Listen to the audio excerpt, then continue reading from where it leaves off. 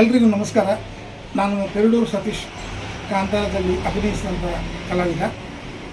ವಿಷಯ ಏನಂತ ಹೇಳಿದರೆ, justice KS. Hegde college Nitte ಇವರ ಶಾರ್ಟ್ ಫಿಲ್ಮ್ ಸ್ಪರ್ಧಾ ನಡೀತಾ ಇದೆ ಕಾಲೇಜ್ ಮಟ್ಟದಲ್ಲಿ. ಅದರಲ್ಲಿ ಎಟರ್ನಲ್ ದ ಲೈಫ್ ಯಾತ್ರ ಇದು ಟೈಟಲ್ ಶಾರ್ಟ್ ಫಿಲ್ಮ್.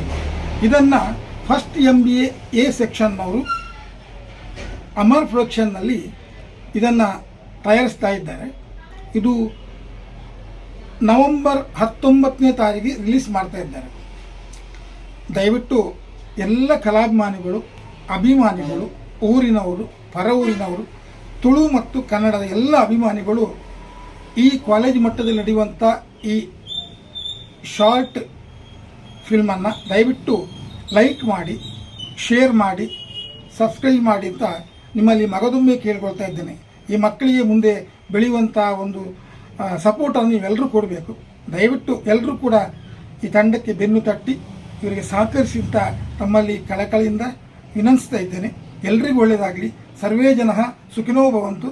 ನಮಸ್ಕಾರ.